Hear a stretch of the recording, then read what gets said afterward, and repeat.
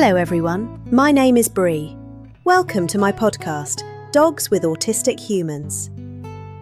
Jim Coleman is my autistic human. A recent paper in the Proceedings of the National Academy of Sciences confirmed what all golden retrievers already knew.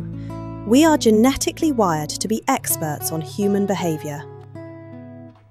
Jim and I actually met in Nashville, and he adopted me from these nice people at a hotel near the airport. I had hoped to interview him with you today, but Jim's talent with technology only goes so far. He managed to figure out how to have me introduce him, but that's about it. So instead, I will let Keivan have at him. I know that Keivan recently received a Live Long and Prosper tribute award. I am impressed because I can't do that thing with my fingers. But I use my Vulcan mind meld skills on Jim every day. I'm a golden retriever, a certified therapy dog, and Jim's best friend.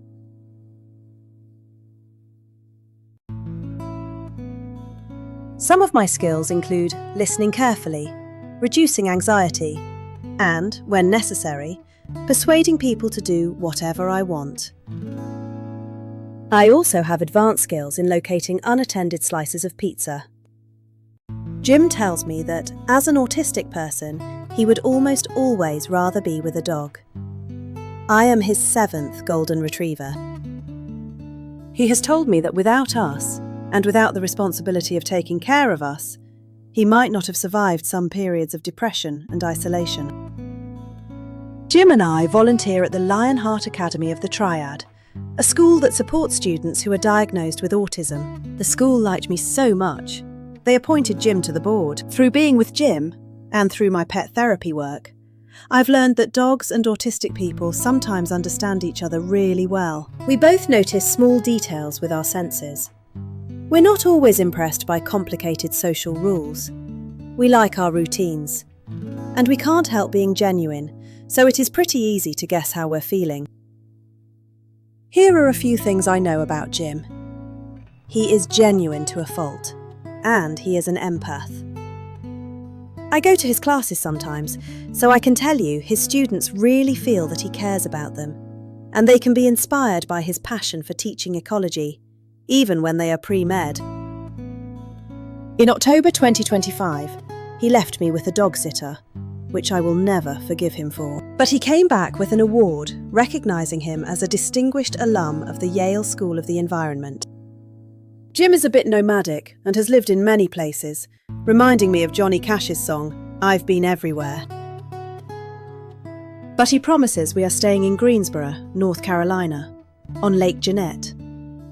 Over his career, he has served as a faculty member, a programme officer at the NSF, a chief research officer, a dean, and a provost. He was also appointed to NSF's Committee on Equal Opportunities in Sciences and Engineering last year. Jim is semi-retired now.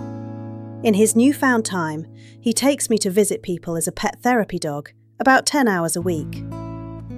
Around 100 people want to take me home every week. None of them want to take Jim home. We also meet with probably 75 or so autistic people each week. They teach Jim a lot. Jim is working on a book that he titled Pathologically Genuine. The book will use humour and storytelling to convey to a reader what it feels like to live an entire life without a map or context, and then to suddenly find one with a diagnosis when he was 59. I hope Jim puts me in the book. Now let me turn this over to Keivan. I might see you again at the end, if there's time. Please be nice to Jim. He can be a bit insecure, and I worry since I will not be there to calm him.